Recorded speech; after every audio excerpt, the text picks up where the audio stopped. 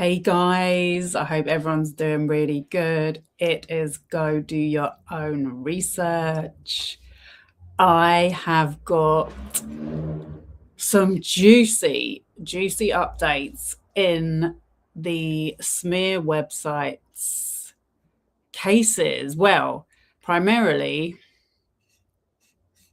so obviously the main one was Blake Lively versus Justin Baldoni. What came out of that was Stephanie Jones, PR publicist, power publicist, sued her ex-employee who stole Justin Baldoni as a client and coordinated with a crisis PR called Melissa Nathan, who had a company called Tag PR, allegedly to create a smear campaign against Blake Lively, and Stephanie Jones says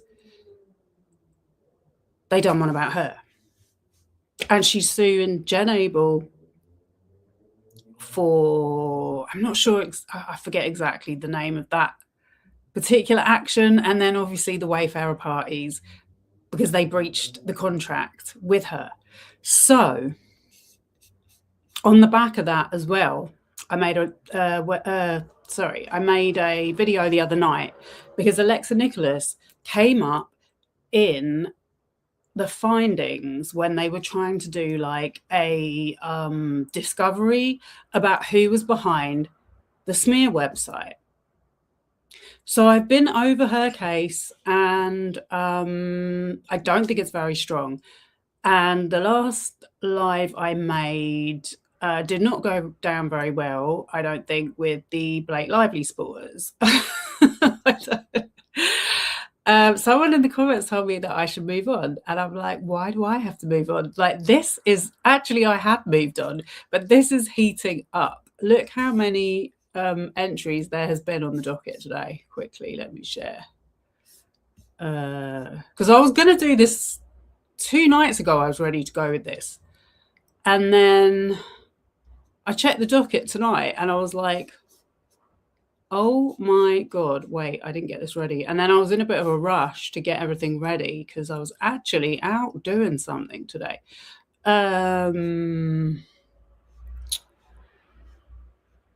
Yeah, so the reason why I was going to do one the other night is because before all these new entries came up, which is the full depositions, there's reports from Pinterest, there's reports from the web company. Unfortunately, the names are redacted. But all of the John Does she was supposed to sue, here we go. That's it, right? Yeah, all of the John Does she was supposed to sue that I went through like ages ago, months ago. I've been talking about this thing for so long now, and every time you kind of like, you have to refresh because there's just so many different moving parts and side quests going on. There's also the Rebel Wilson versus Amanda Ghost whole litigation, and there was another defamation trial that happened there, which Rebel Wilson won. So it's like you've got so many different characters and moving parts and bits of evidence to try and remember. It's hard to keep up with it all. But yeah, so the other day I found out, I was a bit late, but I think it was on the 15th of August, all of the John Does, she has not found them. She hasn't found who is behind the websites. So the point I'm getting to is Alexa Nikolas has been allowed to go ahead, to move ahead with her defamation case on the grounds that she will be able to show in discovery who is behind the websites. Well, it looks to me like they haven't found who's behind the websites. And these reports were up from August last year. So, and one of them, I think, is saying it's out of date. So I just don't think she's got a hope in hell of getting any more discovery than that. Yeah, so these are all that went up today. I hope I'm explaining this okay. By the way, as part of my research, I started watching some of the other channels, some of the channels that report from a pro-Baldoni perspective. And my God, I thought I was really bad at doing this, honestly. I just thought, well, yeah, I can understand why not a lot of people watch me, because sometimes I mess up words and sometimes I can't get my words out and I forget everyone's names. And, but at least I do kind of know what I'm talking about. I have been keeping up with it and presenting as much of the evidence as I can. However, those people, the 2 channels in particular I watched, maybe I better not name any more names, only because I was searching for the Katie Case full deposition. They don't know anything. Honestly, they really are in the dark. They didn't even know about the Alexander brothers being involved. I was thinking to myself, you know what, if you guys had read that, I don't think they've even read the New York Times article. I think if they had read the New York Times article in the beginning, they would have actually maybe not been on the wrong side of this. But here we are. It's just a shame, because all I wanted to do was collaborate with other people. And I just feel like I'm just out on my own, being the only person to do honest reporting. So yeah, this is what was uploaded today. Yeah, all of these exhibits, and they're like depositions, more text messages we have not seen before. Then there's more letters. I've just managed to like go through, like have a quick look at some of them, but I've not read everything. But what I was talking about the other day was I think these are all things they're trying to get sealed. So that's why I'm really glad they've come up today. But I don't think they will get sealed, because some of the other requests got denied. So yeah, this is what I was talking about. Was, where is it now? Okay, this is all motion to seal. No, it was on the 18th. Oh yeah, here we go. This was on August 18th, 2026, and it's motion to dismiss the 8th cause of action document filed by Jennifer Abel, Justin Baldoni, Melissa Nathan, Wayfarer Studios LLC. Yeah. So this is it. This is it. Yeah. So that's basically, they were supposed to do this in July, because they've not come up with anything to further their case. So they don't have the John Does. And I haven't watched it back, but I'm pretty sure that when I read through Alexa Nikolas's complaint, she had listed John Doe's 1 to 10. She'd actually said John Doe's 1 to 100. And I'm like, well, if Stephanie Jones has all these reports, which I'm going to show you, everything that I think's been shown for the first time. Like, we've got Pinterest. I think there's one from Hustinger. So this is the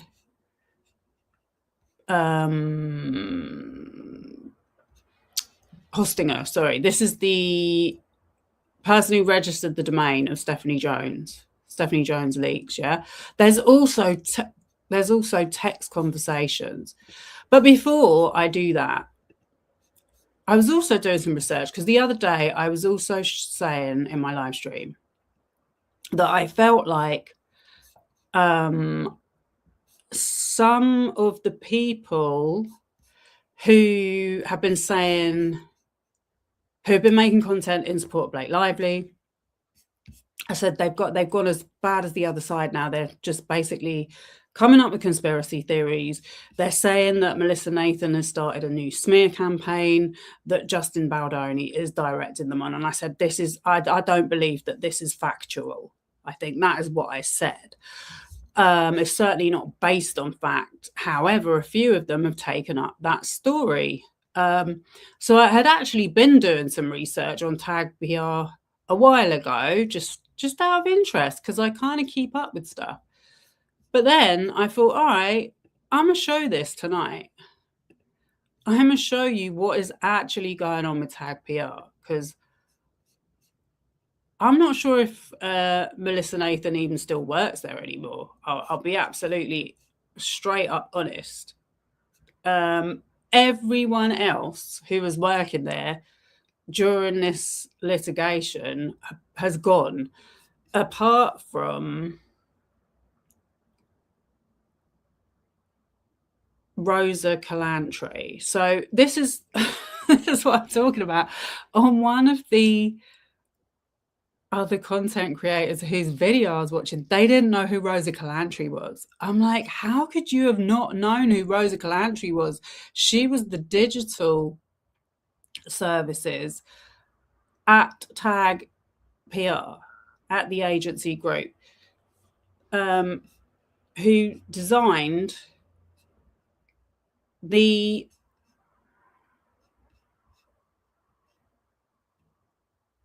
website. And she was mentioned in one of the quotes. So in the original messages, because this is what I brought up earlier, because I was like, I will never ever. There's some of the original text messages. They're just they're embedded in my memory. The one where she sent the quote over, and she was like, quote one would be 175K for a website and social media posting, and to suppress negative sentiment stories and plant seeds. And I'm like, I don't know how anyone could have read that and then thought that was option one. They went with option two. Option two was the 3 months, which started at 25K a month, went up to 30 grand a month. But I just don't know how anyone could have read that and really bought into Wayfarer agreeing to it, sending the invoice, and then not carrying out what they had asked for in the brief, what they were shown in the brief that they were paying for 30 grand a month. Like, who that in their right mind would believe that is true?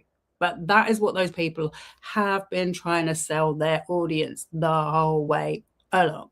But anyway, yeah. So Rosa Calantri was the kind of like in-house digital, I forget what she calls herself, but digital services head for Tag PR. As far as I can see, because I can show you right now on their LinkedIn. So I've got their LinkedIn, and I've got I've got them on Crunchbase. Sorry, I've got so many tabs open as usual. Right. So this is their LinkedIn, yeah? The agency group PR, public relations and communication services. View all 7 employees. Okay, obviously I'm not going to do that because I'm not logged in. That's Rosa Calantri. So according to LinkedIn, she still works there. However, I don't know if that's 100% accurate because she's got something else on her profile as well. But let's go back to this. Okay. So according to my research, this is what is this? Prospeo. Anyway, it basically gives you data on how much revenue, or basically how much a business is worth. Okay, so it says the agency group PR revenue and valuation, annual revenue 600K. Okay, but then you've got revenue per employee 86,000.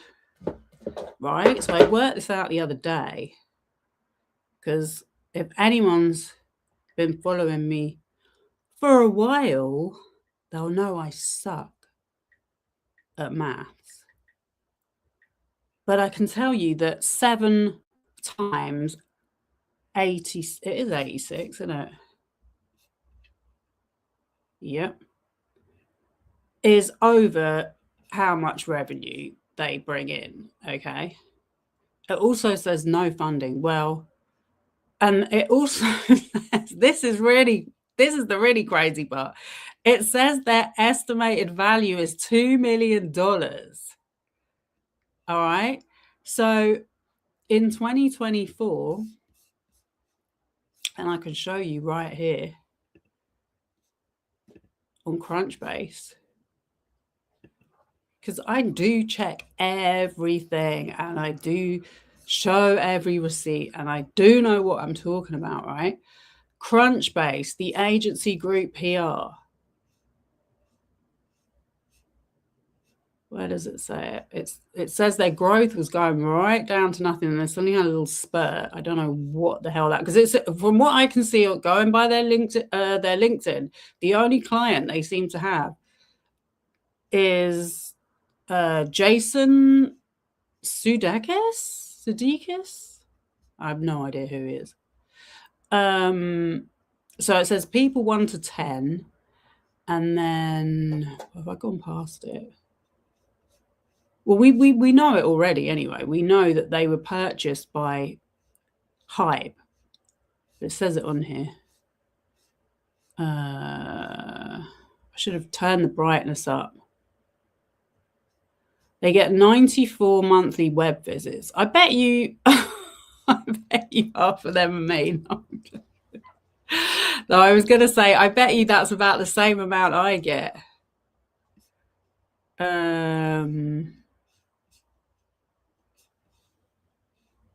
Where does it say it was bought by? I'm being blind. I literally saw this earlier. Oh, there we go. Sorry, I'm being blind. Right. Mergers and acquisition details. The agency group PR was acquired by Hype on, the date is blurred out, but we know that there was an announcement in the press, a public announcement, that Hype, the company where Scooter Braun used to be, and I'm saying this because I'm telling you, those people that do content about Just About Only, they have not a clue about any of this. They do not know, I don't think. They certainly don't act like they know or talk like they know. Scooter Braun was the CEO at Hype, and they bought a 51% stake in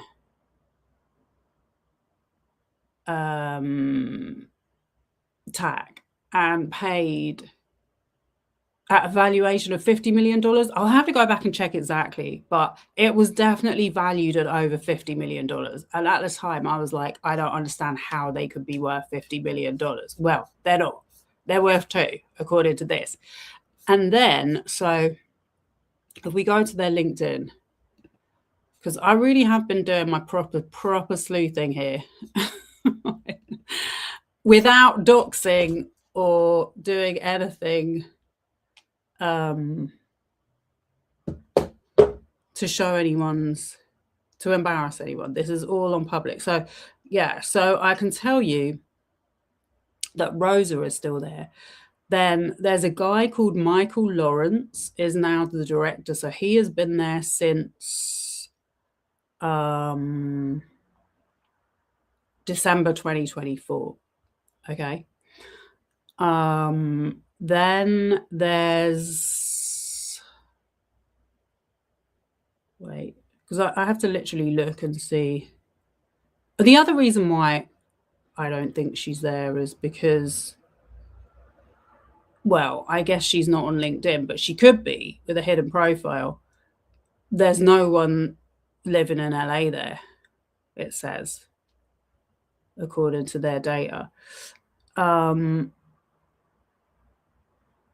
Yeah, so they had an intern who's just left who was liking all the posts. So the only things I've seen is, wait, I'm just going to have to, give me 1 second, because I need to enlarge the screen, and because I'm reading this off my phone in case I'm not being clear.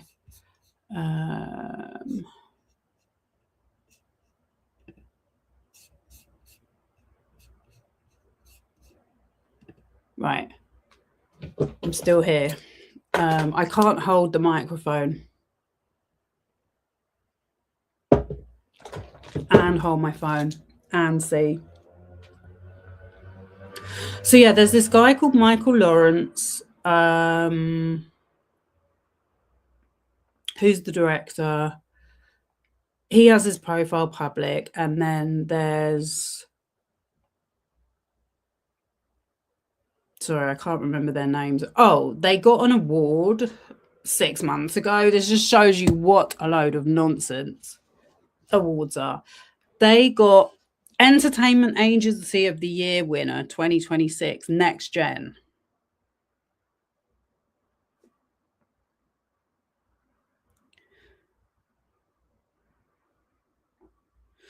So Alex dot Sachs, she worked for Logan Paul as well as Melissa Nathan. Alex Seeley, she's left. She's freelance now. Claudia Nolan, she now works at Tag. I don't know who, where she worked before, but she started, I think, she started in December 25. Madison Joyce is an account associate. Oh yeah, she's in LA. Sorry. She started in January 2025, so she's been there 1 year and 8 months. So, like I said, they've got Jason Sudeikis, they've got Travis Scott.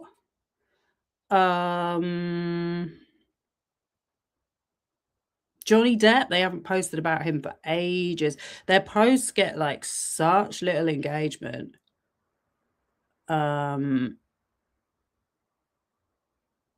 8 months ago, is that, yeah, 8 months ago they posted about Johnny Depp, I think.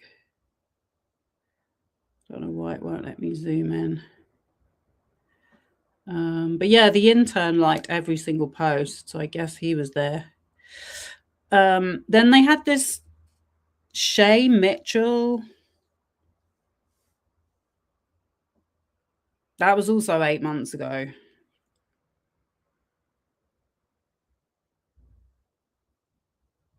So it's just really, it's really nothing going on.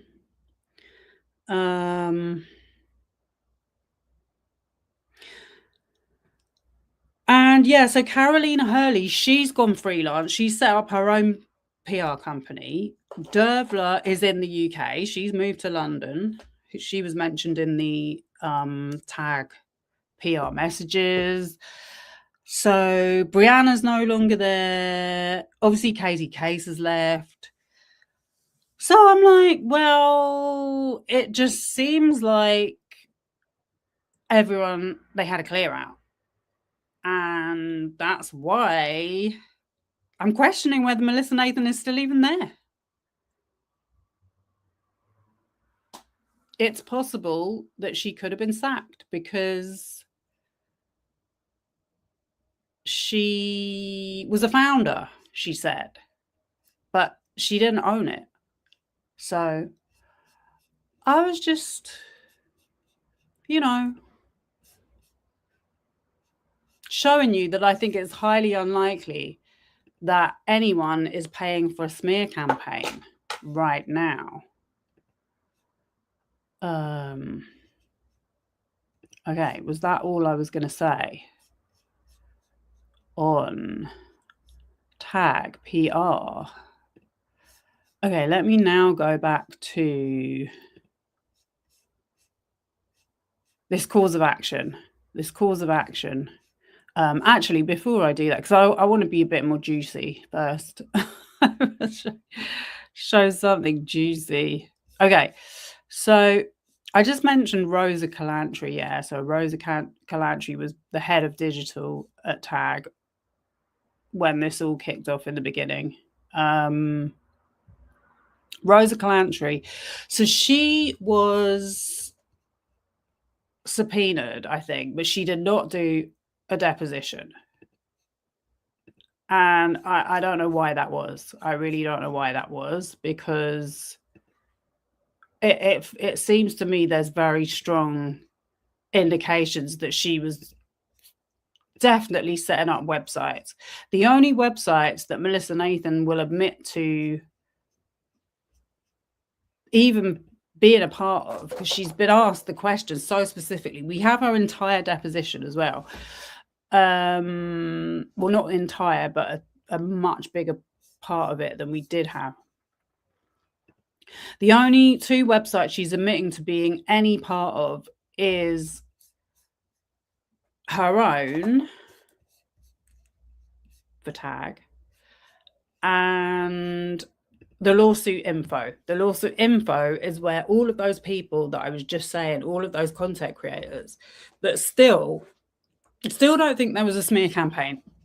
I saw one of them, and this is in the comments of, so there's an X account is obsessed with Stephanie Jones. I have no idea why. Like, this is the thing as well. It's like they hate Blake Lively and Stephanie Jones, but they think what Jen Abel did is great. I just don't get it. But yeah, so in his comments, because he's been posting about the Stephanie Jones lawsuit and the Alexa Nikolas one, because I have to get my sources where I can find them.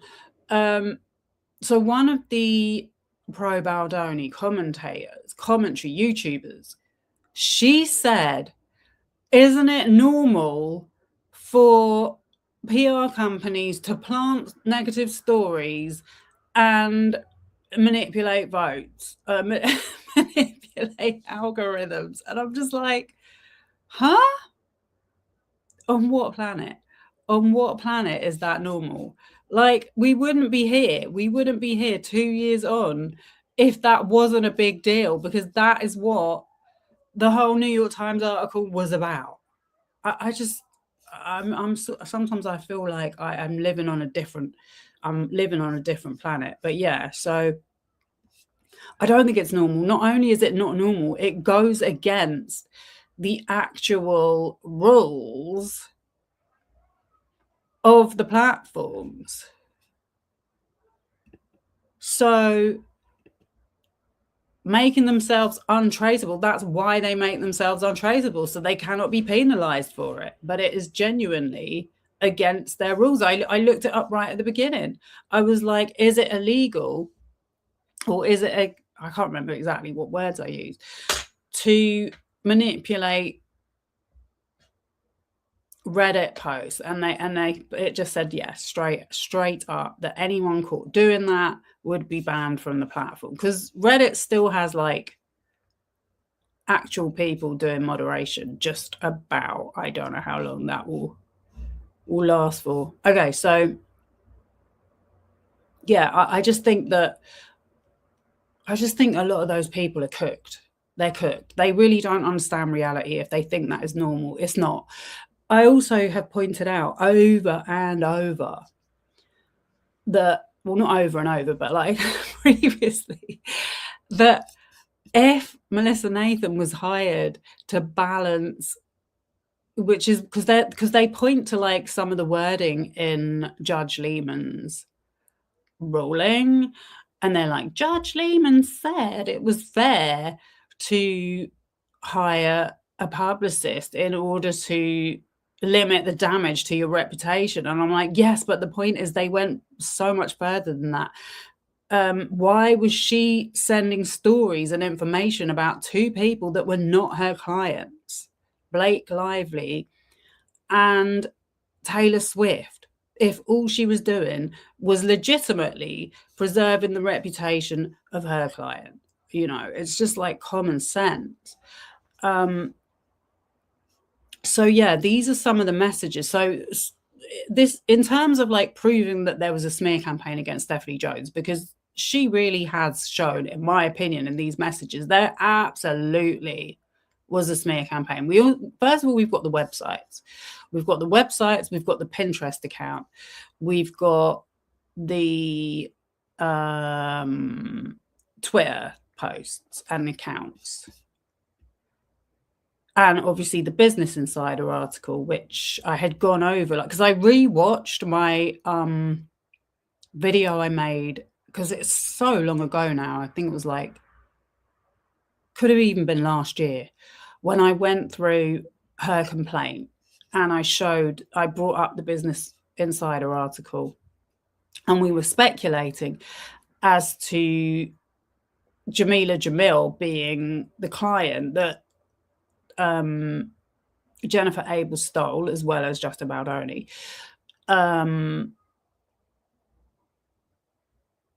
Which turned out to be true.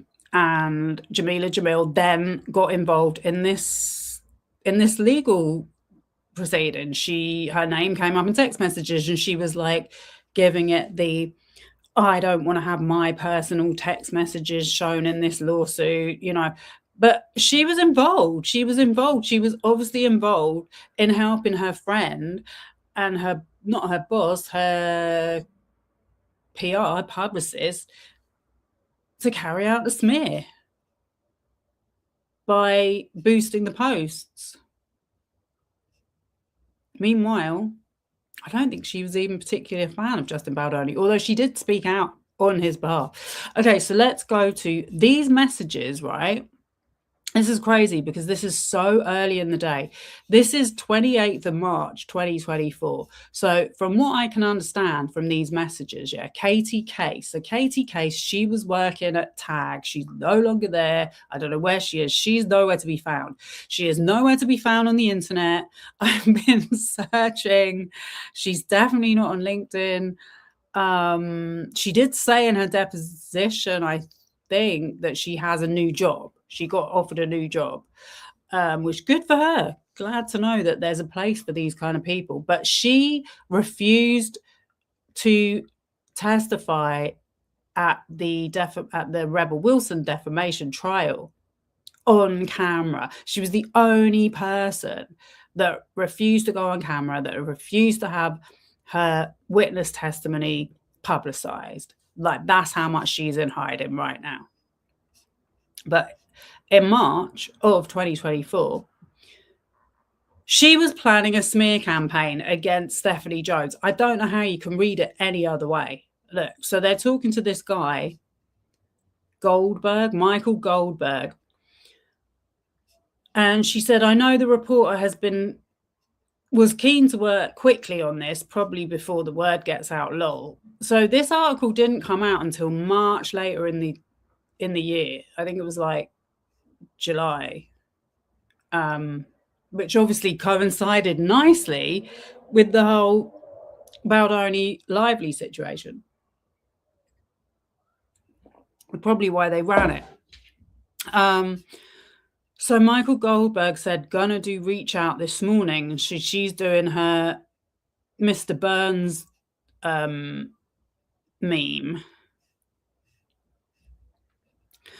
And then Michael Goldberg said, anyone on your end, Casey? So she said, I sent them to Melissa already. So in her deposition, she said, this was revealed months ago. She said that the website had been requested by a new client on behalf of Melissa Nathan. So then she says, I was thinking Natalie Carpenter, but I don't know. What do you think? How was she after I left? So obviously Katie Case was working for Stephanie Jones, and she's obviously left there and gone to work with Melissa Nathan at Tag. Melissa Nathan was also potentially going to work for Jones Works for Stephanie Jones, but then she didn't get the job. Stephanie Jones, after seeing how she operated, was like, there's no way I'm ever working with her again. And they basically had this feud going on behind the scenes since then. But Katie Case at this point was joining in, and they were plotting this article. So Cara Doran is pulling together. Okay, excellent. Cara is in. Kylie is Stephanie Jones' old assistant. Emily Mara is in, and also getting other people. Liz said, Kylie is the perfect one for this, to be honest, because she won't get petty like Alexa. That's not Alexa Nikolas. It's another Alexa. But she saw so much of the true law behind the scenes. Rosa chips in. So this is Rosa Calantari, whose LinkedIn says is still working for TAG doing digital services, but she wasn't, as far as I can see, she was not deposed.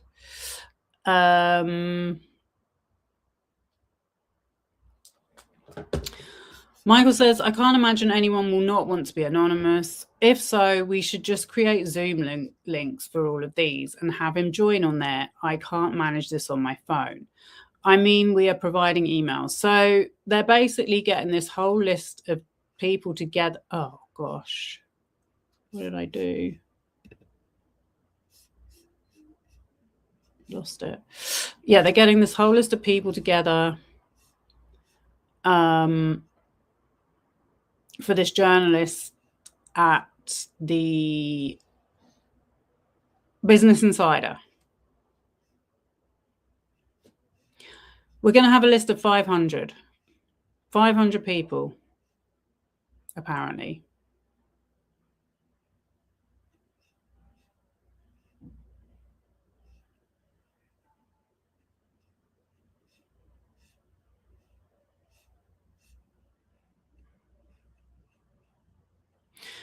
So they're obviously putting a lot of time and energy into this, and this is all obviously on work-related time, work-related communications, because these have been subpoenaed as part of the evidence in this case.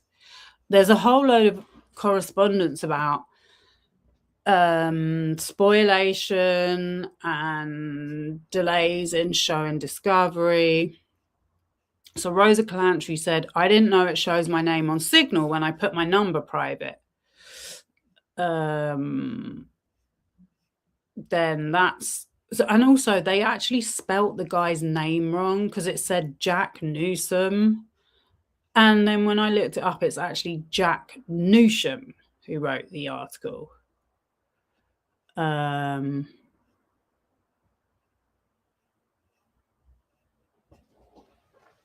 So that's her company, Skyline. So then they're talking about how can they stay anonymous, and Katie Case says, I think it's okay. I spoke off record and there are other people who will speak on record, I'm sure. Rosa said, I don't care just as long as they don't Google me, lol, because I will show up, lol, as Rosa Skyline. I guess it doesn't matter. So I don't know what exactly she means there, but it just feels like she's up to something dodgy. You know.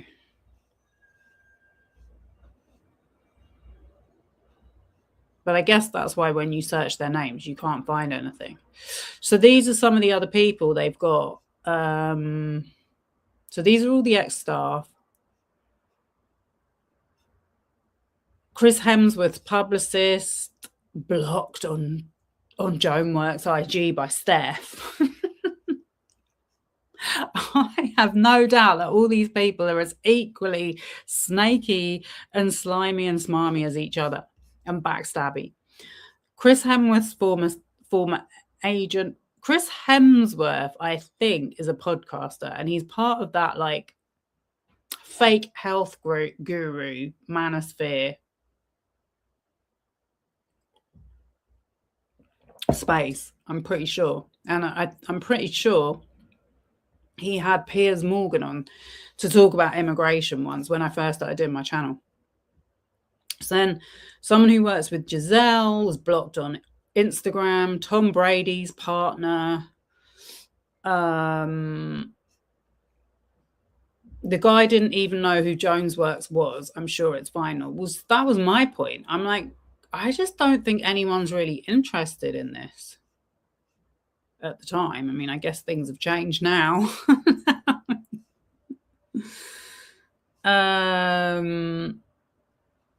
But I don't see how anyone can say this is not a smear campaign. They're getting all these people together. They're sending their names to these journalists.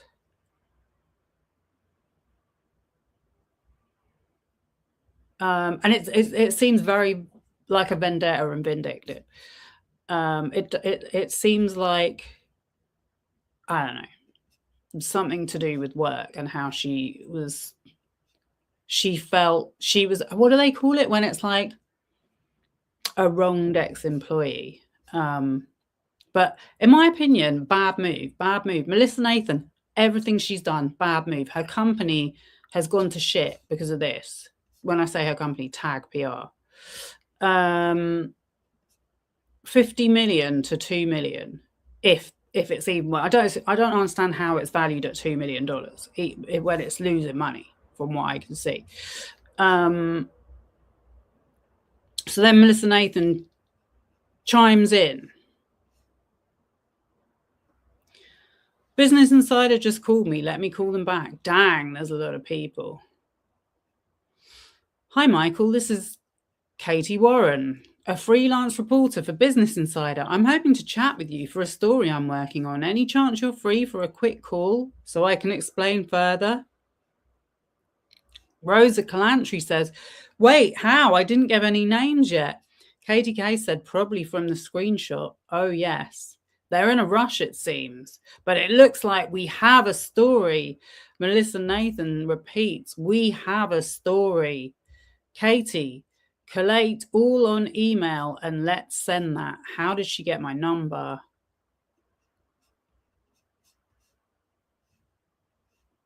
You know how. MH. I don't know who that is. Okay, so then these are all the names, right, being sent.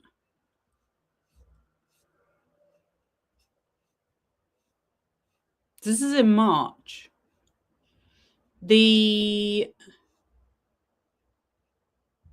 website went up in May. So then we got another message from Melissa Nathan. It says, thank you for your time yesterday. We look forward to continuing to work with you and address your questions posed during our conversation. Collated here are suggested individuals with whom to connect with, noting you are pursuing the story regarding clients, The Rock.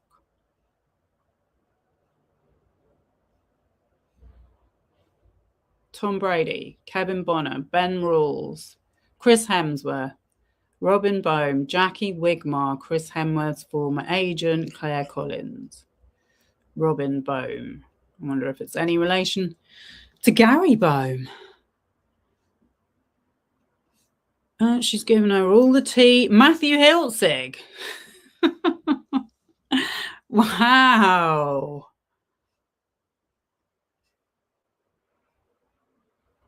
This is all obviously very industry, but it just shows you she put the work in there. That's the Alexa they were talking about. Alexa Caselli can speak about being fired for no reason and being sent legal letters.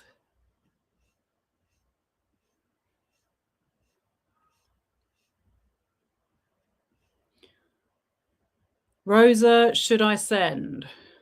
Rosa's in on this 100%.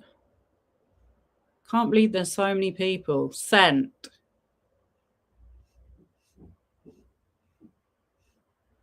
Whole load of redacted.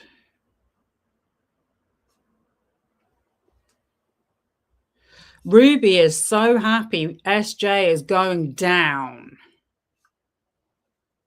Karma, bitch. Remember when she was crying at her deposition? Like, I had to call my son's school.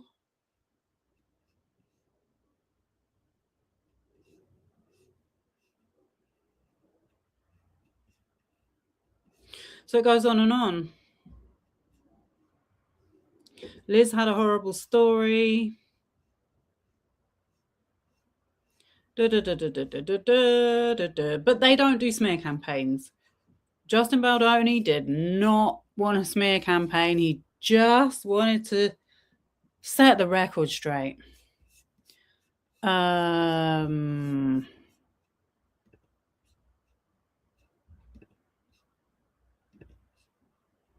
Let me see.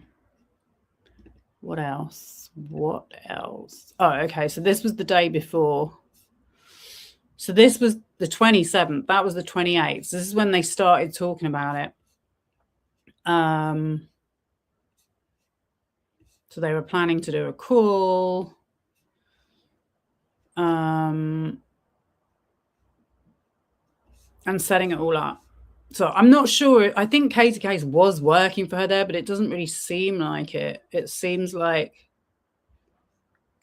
she's on some other job. But she said there, Katie Case, thank you for facilitating this and making me feel so much better. It's going to be okay.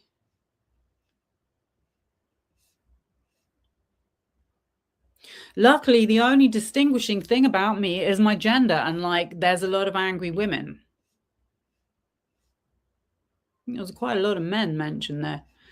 And then Melissa Nathan said, it honestly is. It's not even personal, even though it is also personal. It was so personal. It was so personal. Personal and petty. Like those people that support Justin Maldoni. It is, and it isn't. Listen to this. It is, and it isn't like people are out here just trying to do their jobs. They don't need to be bullied day in and day out.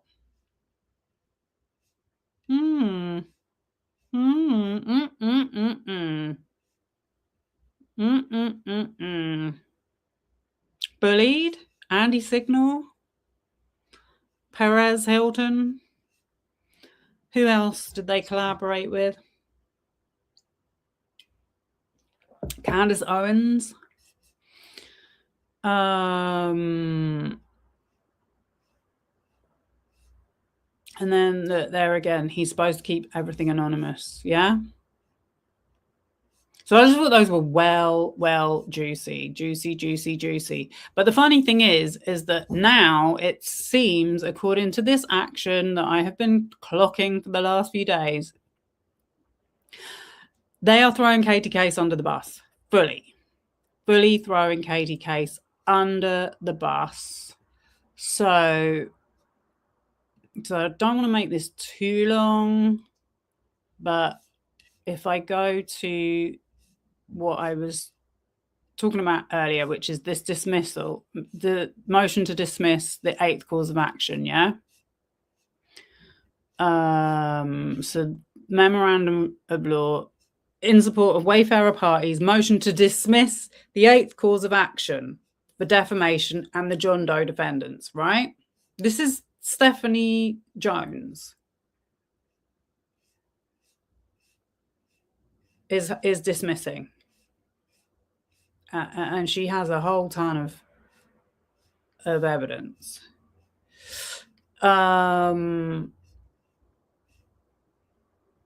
Introduction.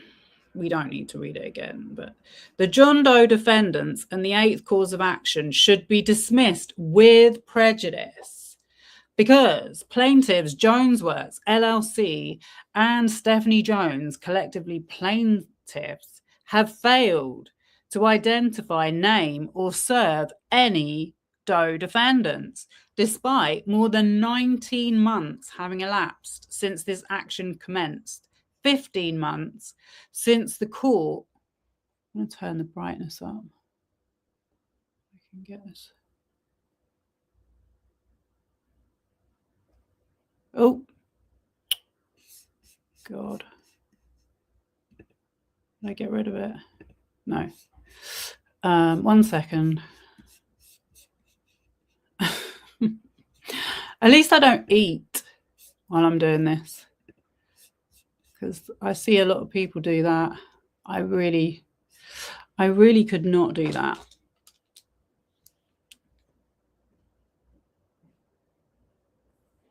Okay. I have my brightness up. And I hope people will watch this later, because it is really, really interesting if you are interested in this case. And I don't think anyone else is really covering it. So she's failed to identify, name, or serve any due defendant despite more than 19 months having elapsed since this action commenced, 15 months since the court-ordered deadline to amend the complaint, and 9 months since fact discovery closed. So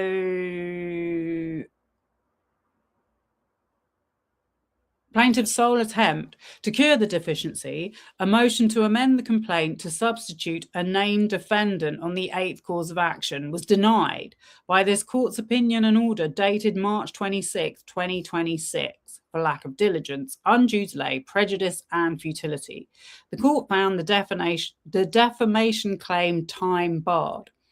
After that ruling, plaintiffs agreed to dismiss the 8th cause of action and the Doe defendants no later than July 10, 2026. Plaintiffs broke that promise, failing to file the agreed dismissal and leaving the Wayfarer parties to seek the relief plaintiffs promised to provide voluntarily. So yeah, she wanted to sue Melissa Nathan solely, and the court denied it because she left it too late in the day to do it, which I don't understand why she delayed it, to be honest, if she had all this stuff, because I didn't know they had the Pinterest report and all of this other stuff. But I don't know. I'm just assuming that she spent a lot of money trying to do her discovery and get more than what the expert got, the Halton guy, and it failed. And I didn't realize that she was having to drop the whole thing because of that. Because I feel like Alexa Nikolas ain't going to add nothing new to this. I really don't think that is going to happen. And there's literally no mention of her in any of the messages that we have. So how's she going to get it? These people are literally coordinating amongst themselves. Katie Case and Melissa Nathan's depositions are in direct contradiction. So one of them straight up lying. I mean, I'm thinking all of them are lying, but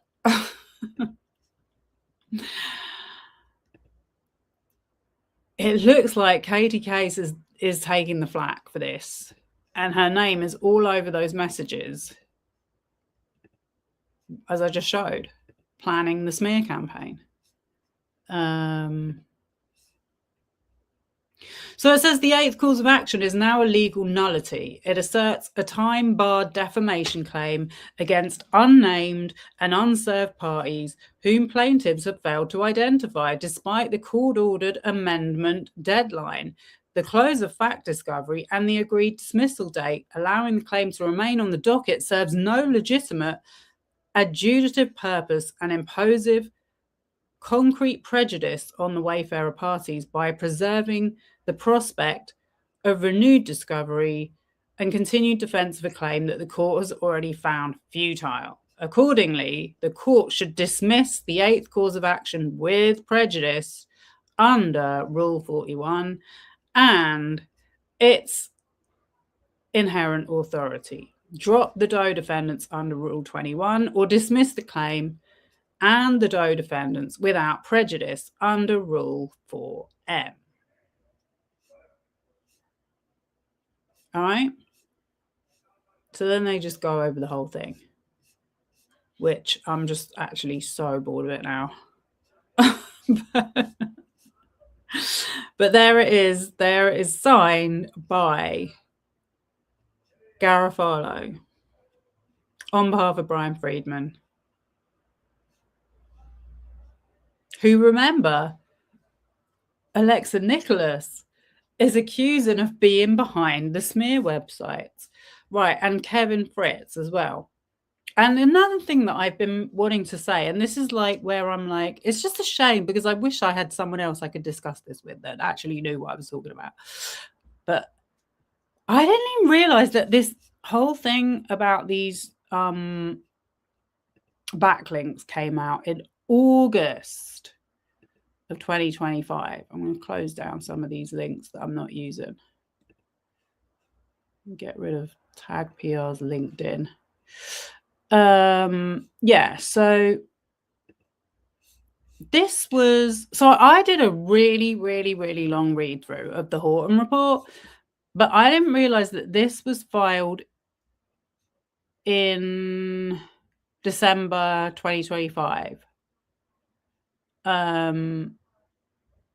Or maybe that is when I read it. I don't know. It's all so long ago.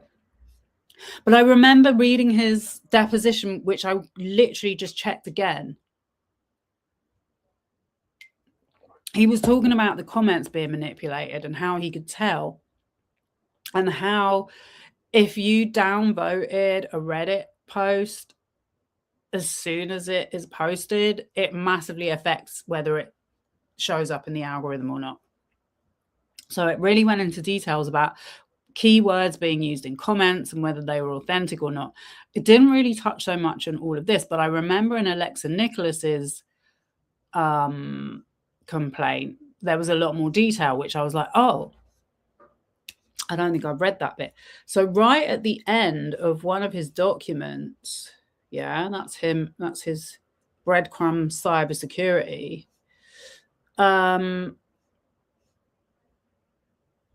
He's put this whole list where it says materials considered and relied upon, and then it's got the alexanicholas.net and all these other weird links. Okay, which is, as far as I can see, they're just to generate some kind of traffic, like online. So if you create a website, at least some people will see it.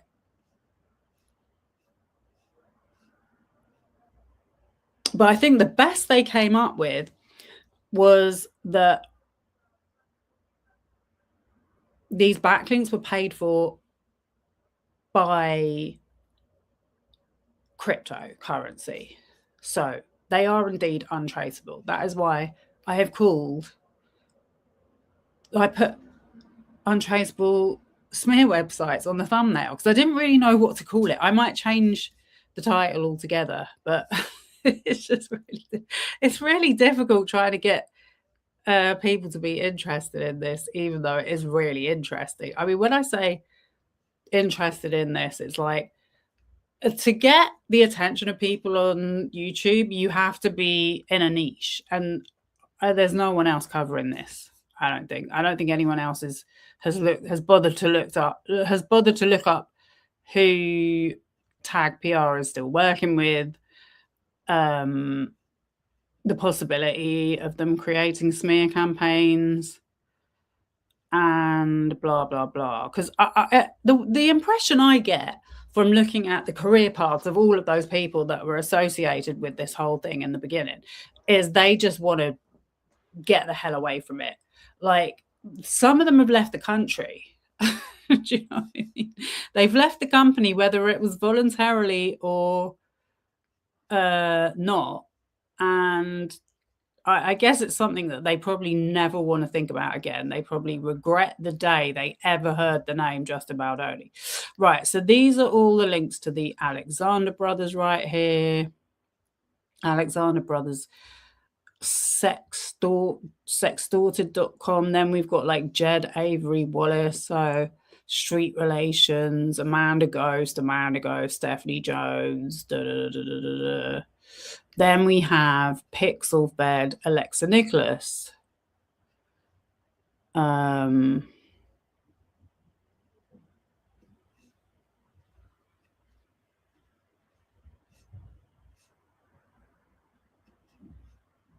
Oren Alexander, Baz Luhrmann. You know, it's just data. It's not really very meaningful. FKA Twigs. So FKA Twigs was actually Bryan Freedman's client.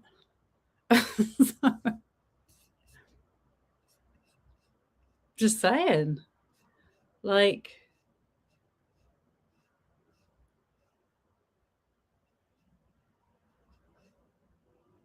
Brandy. Alexa Nikolas again. Alexa Nikolas divorce. Alexa Nikolas bipolar. I've not seen these. Just so weird. Michael Gray. Oh, that's her new husband. Alexa Nikolas Zoe 101. Okay.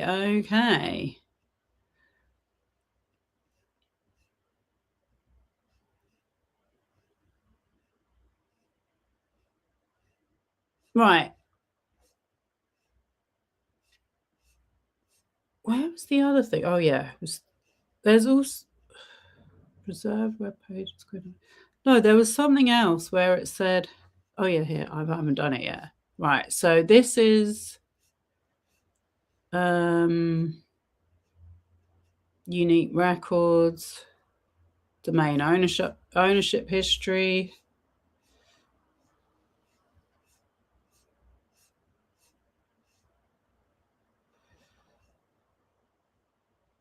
History for Alexander Brothers Sextorted.com. So what we've got in the depositions, which I'm going to get to in a second, is that Katie Case denied. She said, we never took on Alexander Brothers as a client, but I did some extra work. There was a bit of coding somewhere. Now I can't find it. This is so annoying. But it said Katie Case's name in the coding in part of this report. I don't know if I've gone past it. Pinterest. Pinterest. There we go. Look, there. It's right there. Katie Case deposition. See, I don't know what this means because it's got K Case. These look like the exhibit numbers.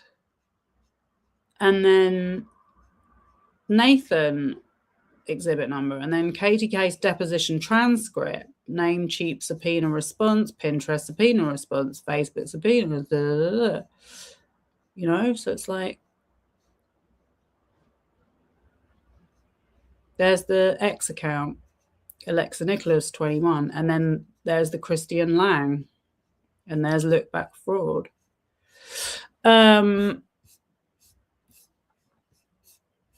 So where do I go from there?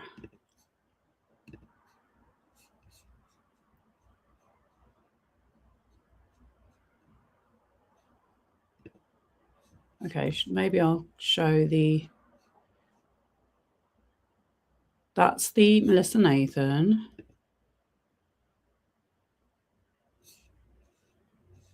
So yeah, and Jed Wallace as well. He has completely said, nothing to do with me. I don't recall.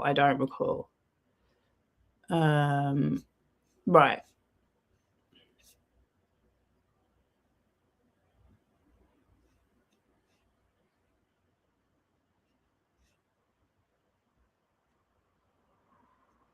I'm just going to make sure I'm okay. I can get rid of that.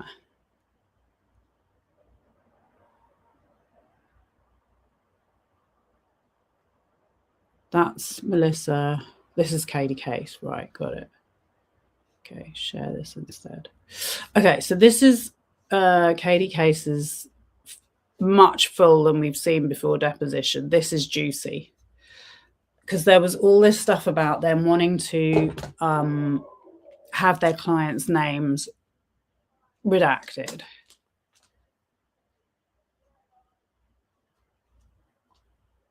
And it's a bit like if you compare it to the Epstein files, where I believe that victims could be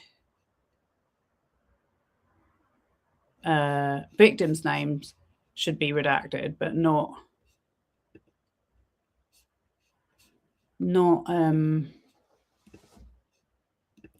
co-conspirators. Okay, right. Let me just share that for 1 second, actually.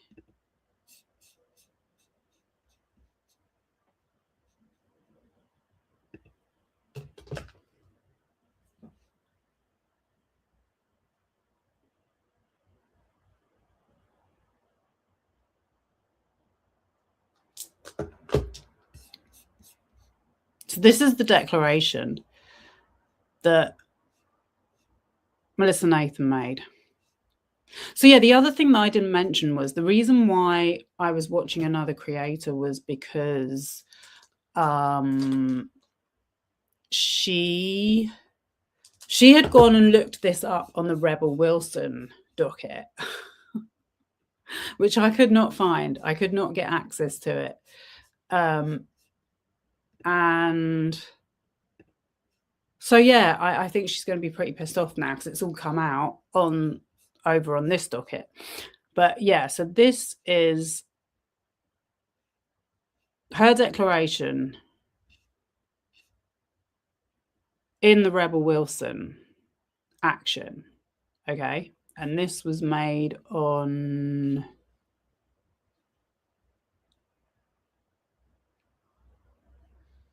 this was made on the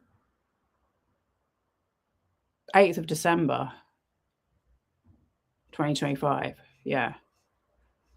Sorry, I thought it was new. So she said, I understand Miss Ghost alleges in her cross complaint that I and my company Tag were somehow involved in the creation of websites that were published at amandaghost.com and amandaghostsucks.com. The websites. That is false. Neither I nor anyone working on behalf of Tag registered or created either of the websites. Neither I nor anyone working on behalf of Tag wrote any of the content appearing on the websites. Neither I nor anyone working on behalf of Tag had any communications about the creation or content of the websites with Jed or whomever was actually responsible for registering or creating those websites. As a public relations firm, Tag only provides earned media services. It does not create websites. Well, I've already showed you that Rosa Calantri, who still apparently works there, creates websites. That's literally what her company does. I further understand that Ms. Ghost alleges in her cross complaint that Ms. Wilson conspired with me and or Tag to create the websites, and that Ms. Wilson instructed, asked, or somehow caused me and or Tag to create those websites. This is false. Neither Ms. Wilson nor anyone that I understood to be working for Ms. Wilson ever instructed, asked, or caused me or Tag to create the websites. And then we had obviously the voice note from Jed Wallace where he was like, me, you, Bryan, and Katie. And it needs to be really, what did he say? Dark. I forget his exact words, but he came up with the idea of calling her the Indian Ghislaine Maxwell. Not that he's racist or anything. I'm sure he isn't. Or sexist. I'm sure he definitely is. Oh yeah, the other thing they were really shocked about, those people that I was watching that do Bowed Only content, was that he had worked for Aiden Ross. Yeah, he doesn't just work for Aiden Ross and Logan Paul. I already showed that he's been caught lying in 2 previous court cases. Bam Margera, he lied. He was caught lying about his education. And Aiden Ross, he did a whole letter in support of Aiden Ross for his dad, who was about to get his 3rd financial fraud conviction. So we know he's a liar. But it seems to be news to these people. It's just really weird. And I think the first video I made about him was in January 2025. And this was the thing I forgot to mention the other day, which I first thought was weird, and why I started communicating with those people in the Blake Lively space was because I had made a video about him. I had showed his picture in a video, in a thumbnail, and I didn't notice anything extraordinary happening to my channel. In fact, I think one of the videos I had made about the case was one of my most liked videos. So yeah, it just didn't add up with a lot of the narratives that they were saying about the ongoing smear campaign on Reddit. I fully believe that the activity that goes on Reddit is by genuine people. It's by genuine troll farms. Anyway. Good morning, Ms. Case. Good morning. Can you please state your full name and address for the record? Catherine Hastings Case. And have you ever been deposed before? No. And do you understand that you are under oath during the deposition? Yes. Okay.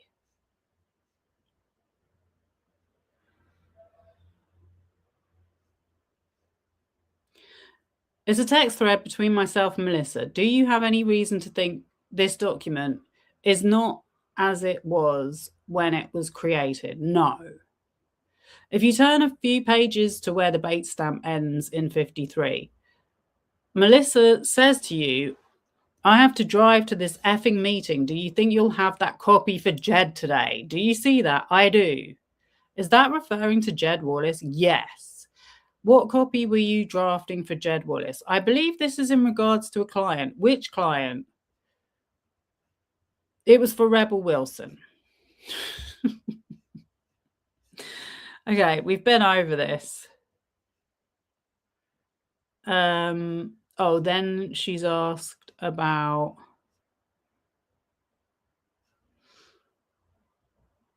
you were working together for copy that you were preparing for that account, correct?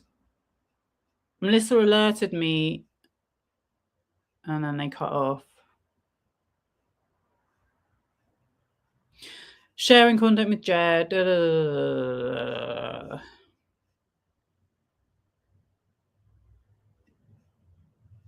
Then she's asked, is there any reason to think that this has been altered since it was originally created? I don't believe so.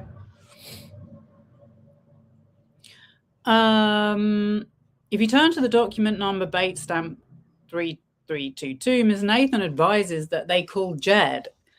Is this referring to the Wayfarer clients? I'm not sure. You respond that he's done a wonderful job. Do you see that? Was it your belief at this time that Mr. Wallace had done a wonderful job in connection with the Wayfarer account? It was my assumption.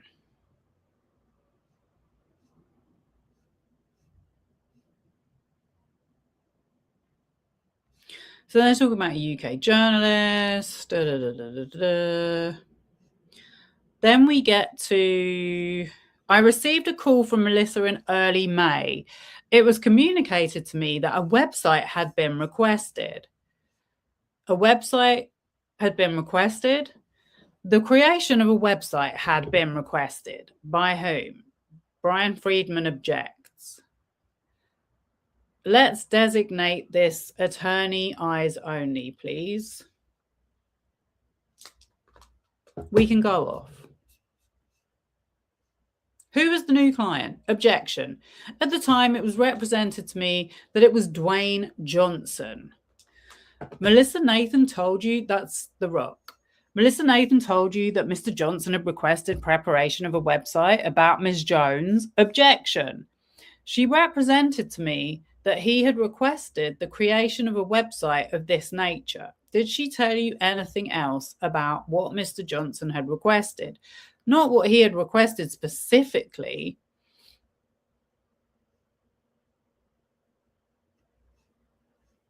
What was that specific language? That Stephanie holds clients hostage, that she leaks clients' secrets, and that she treats her employers poorly, amongst others. So obviously, The Rock, for anyone that doesn't know, used to be Stephanie Jones's client. She did his publicity. And I was actually in the live stream that I had done about her complaint. I had brought up some of the crises that he had been through during this period, one of which seemed to be involving the Hawaii fires. And then there was some other thing. He's actually been through loads, to be fair. I think he had some beef with Bryan Freedman's client, Vin Diesel, and Ryan Reynolds. because I think they're all involved in some franchise together. Miss Nathan told you that Mr. Johnson had said the things that you just said to her. No. Who did Miss Nathan say said that Stephanie holds clients hostage? It's funny that they said about the hostage thing, because that was what they used about Baldoni at his own movie premiere. Well, it wasn't his premiere, at the premiere of the film that he directed. I don't know who might have said that. This language was communicated to me by Miss Nathan. This conversation was with her, yes, it was a conversation. Did Ms. Nathan send you any written communications about this? Not about the language to be used, no. Generally about the websites? At that time, no. At any time, there was conversation about the copy that I had written based on the information provided. I redrafted and sent back to her. Did you draft the copy for the website about Ms. Jones? Based on the conversation and the language provided to me, I provided copy. So yes, you wrote the copy that became the website of Ms. Jones. Objection. Based on the language that I was instructed to use. Did anyone else provide you with that language besides Ms. Nathan? No.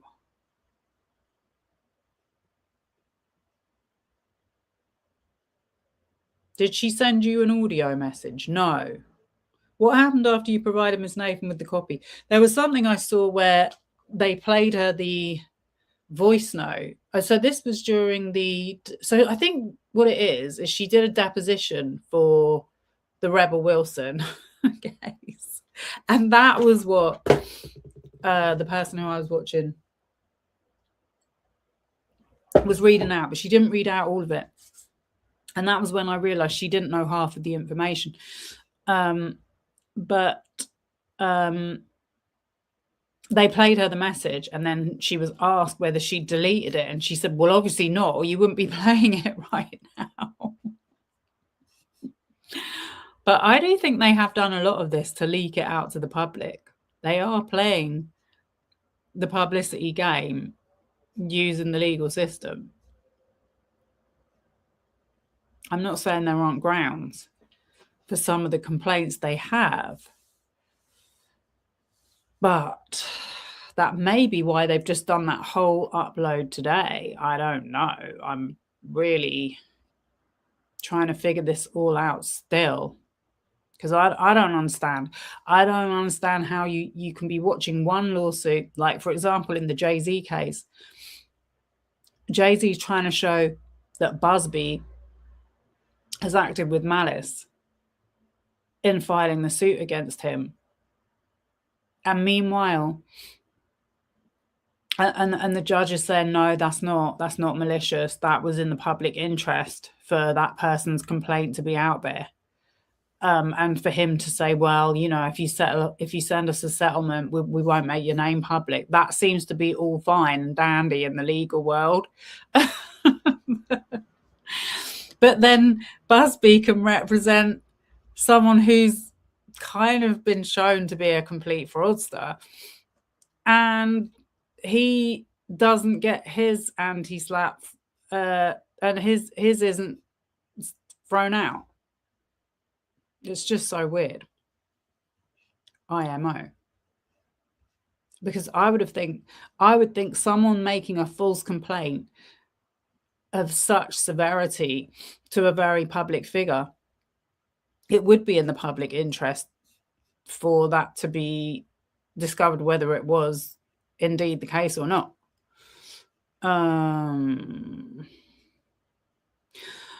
I was asked to help alongside her to draft a handful of tweets for the Twitter page, and I was asked again, based on language that I was provided, to extrapolate that into updates to the website. You referred to the Twitter page. What is the Twitter page?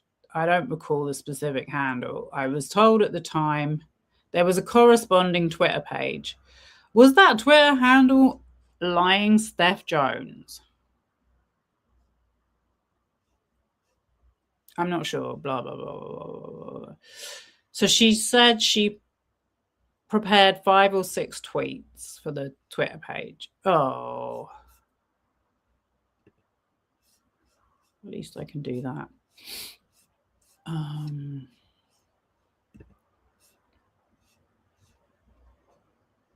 So then we're asked about the Alexander brothers. Yeah.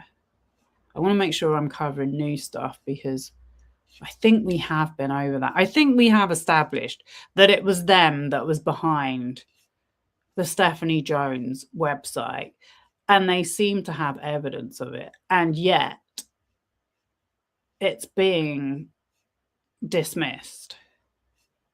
Oh my God. Do, do, do, do, do, do.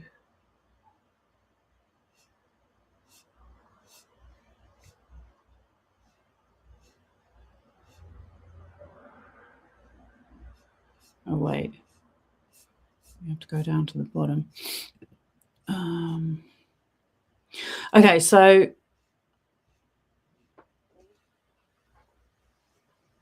was it your understanding that Jed was going to post the tweets? Objection.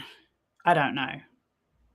She's asked whether she spoke to Jed in conjunction to Melissa as it related to the tweet. So they're really, really trying to establish that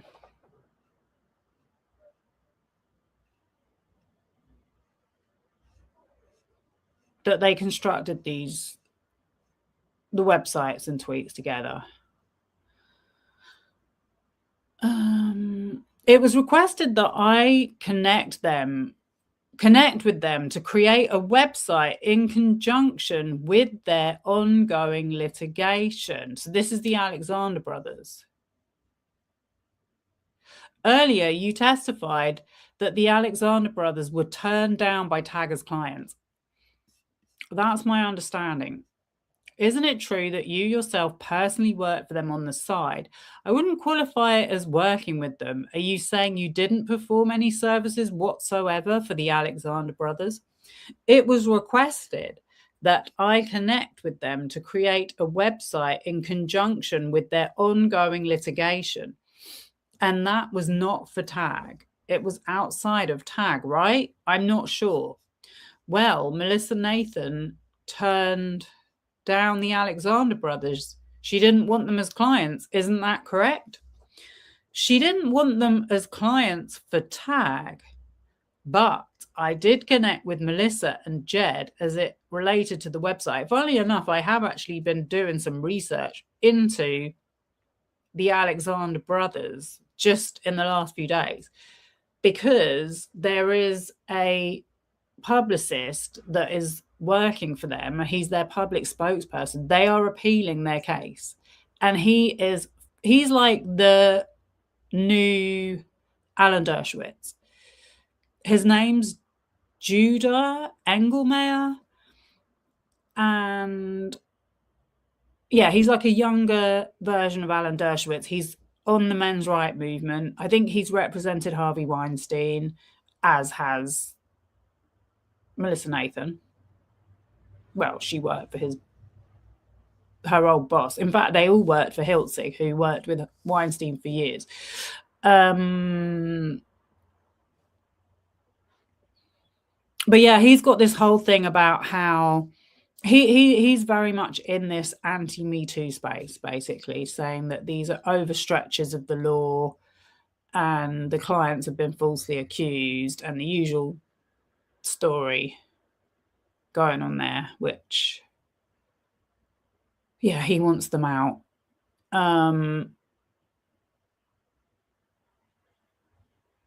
So I was kind of wondering whether this has anything to do with him, but I don't think it does, because he seems to be based in Miami. So I don't know. But, you know, he does like government work as well, which is crazy. Well, not that crazy when you look at who the government is in America. As it related to the Alexander website, were you paid for that? I received payment for work done in conjunction with Jed and Melissa. You are saying that Jed and Melissa did work for the Alexander brothers? I'm saying they asked me to perform work for the Alexander brothers. And the Alexander brothers, when did you do that work? I don't recall off the top of my head. I believe in October. And that was after Tag had turned them down as clients, correct? That's my understanding. Did you do any other work on the site? One of the people, though, one of the girls who was on the... So I think they did Alexander Brothers Exposed. I forget because I don't think I actually looked at it. But one of the girls that they tried to smear and say was a false allegation, she actually took her own life. Although I think her death is being investigated. So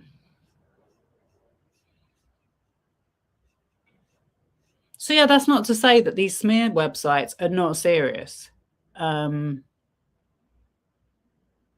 My point being here is that I just don't think they can prove it.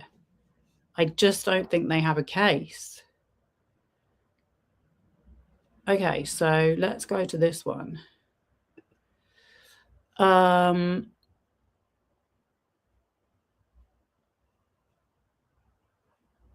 no, that's Melissa Nathan, right? I don't want to get to her yet.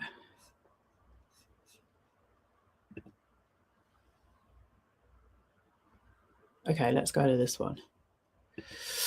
Okay, so this is... Did I read this one already? Sorry, I thought I had this all... I thought I had this already. Oh, they're asking about the audio message. Did she put anything in writing about the language to be used in the website? No. What happened? Did she send an audio message? No. Oh, yeah, no, I read that.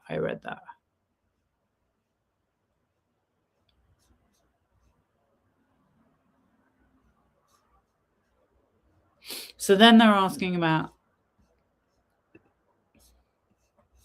the Stephanie Jones website link.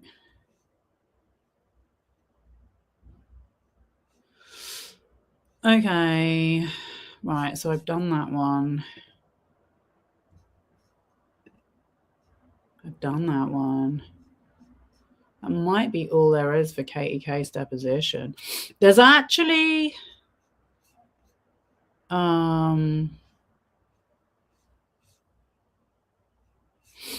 there's actually another website I found which has all the depositions, but it wasn't updated as of today. Okay, so I think that was it. I could be wrong.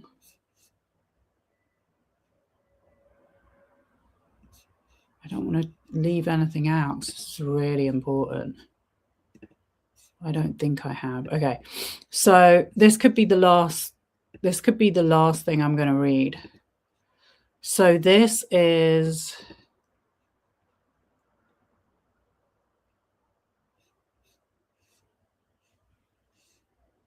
Yeah, I read that, didn't I?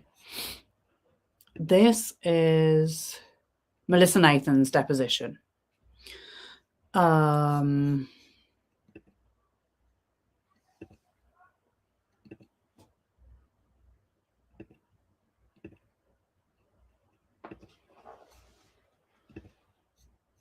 just going to make sure that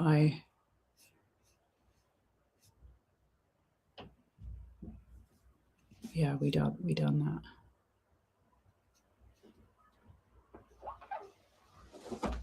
We done that.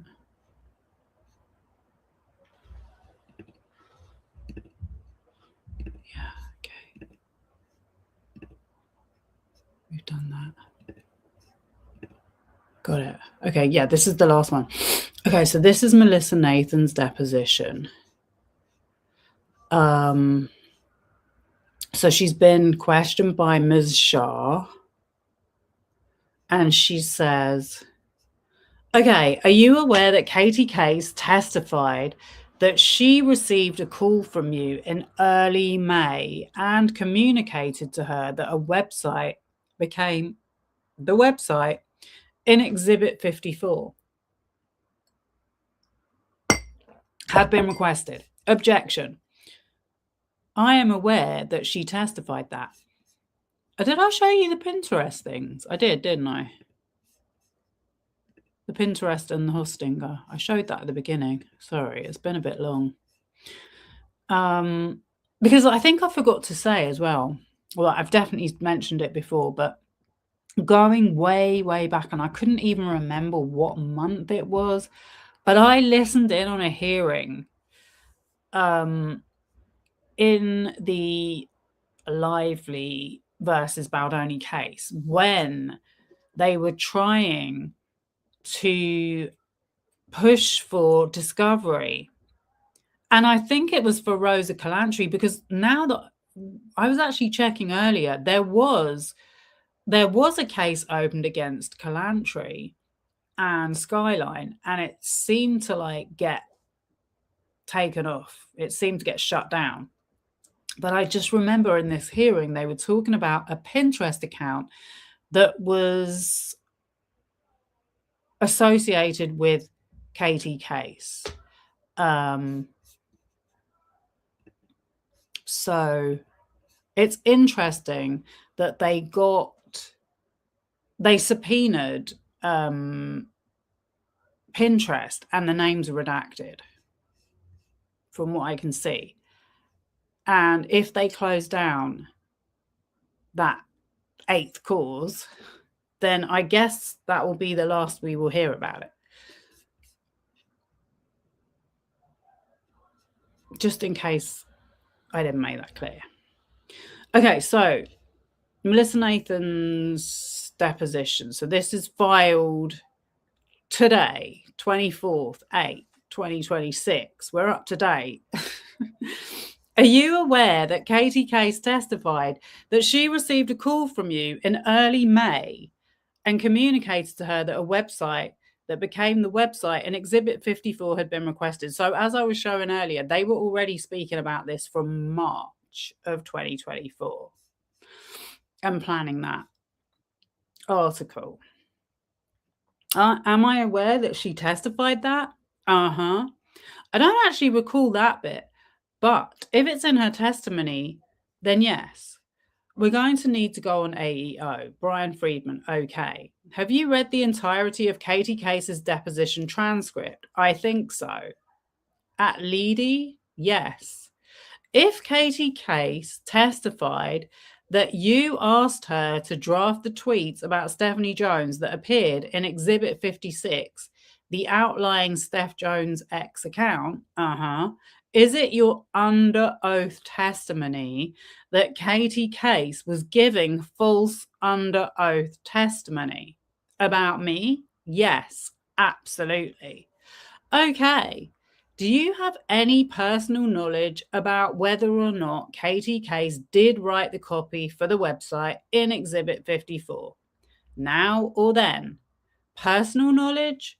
No. But when? Time period? Before? No. Now? Given what she said, that she wrote it, then yes. Okay. Do you have any personal knowledge about whether or not Katie Case wrote 5 or 6 tweets that appeared on Exhibit 56, the X account? No. Okay.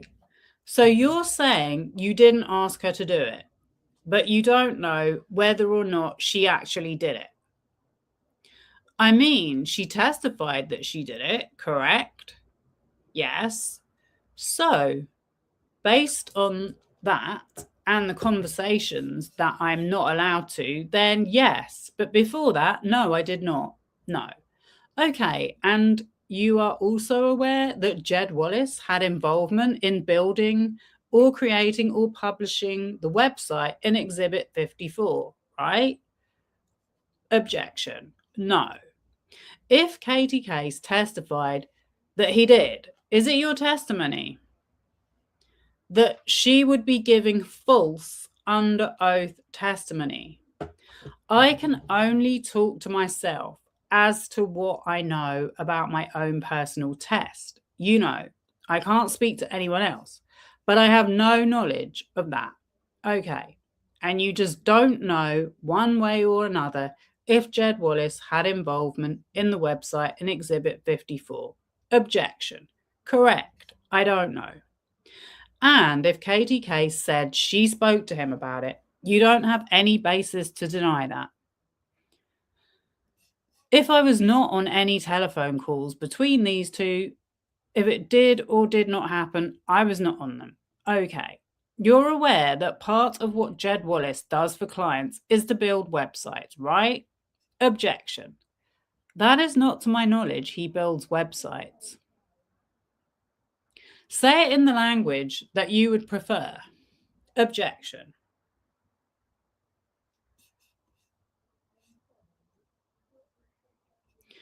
Do you have any knowledge as to who was involved in any respect in the website about Stephanie Jones and Exhibit 54? I do now. What is that knowledge from Katie's testimony that she wrote it? Anything else? No. I do not build websites, so no. Have you ever been involved in a matter where a website was built? Objection. Just now, yes, and my own. What is your own? The one that you have? The agency group. Okay, and when you say just now, you mean the website that was built in connection with the lively litigations? No, I was working on 2 other matters for Bryan at 9:40 a.m. that same day. Was Jed involved in any of the other 2 matters you were working on for Bryan at that time? I can't recall. Do you believe that they were asking you for copy on another matter? Objection. I could have background report something. Could be. Does copy typically mean background report? Yes, it can. Really? Yes, it can. Okay. So if Katie Case testified that this was another website that she created at your request, in conjunction with Bryan Freedman and Jed Wallace, that would be false under oath testimony. Yes. Okay. Do you know who the Alexander brothers are? Yes. Who are they? They're brothers who got accused of, I think, as if she doesn't know. Right. Tal Alexander and Oren Alexander, is that right? Yes. Were they ever your clients? I think they've been accused of sex trafficking and found guilty as well. Were they ever your clients? They, at the beginning of the crisis, you see how she phrases that? Their crisis situation. They reached out to hire us. We had one conversation with them and they said, okay, before we knew more. And I'm not sure of the time period. When we found out, I would say a couple of days, a day, 2 days, we declined to work with them. We declined to work with them. Okay, so you ultimately declined to bring them on as clients of TAG. Is that right? Correct. Okay, but notwithstanding that they were never clients of TAG, you did work with Katie Case to create a website in connection with their litigation, didn't you? I did not. Objection. And if Katie Case testified that you did, that would be false under oath testimony. Is that your testimony? Completely false. Okay. Is Katie Case a huge liar? Apparently so, yes. Okay, what reason does she have to lie about you? Objection. I don't know how she is lying about me. Apart from her being scared of Stephanie Jones, I don't know any other lies so far unless you tell me them. Okay, how long have you known Katie Case? Roughly 9 years. I don't know, something like that.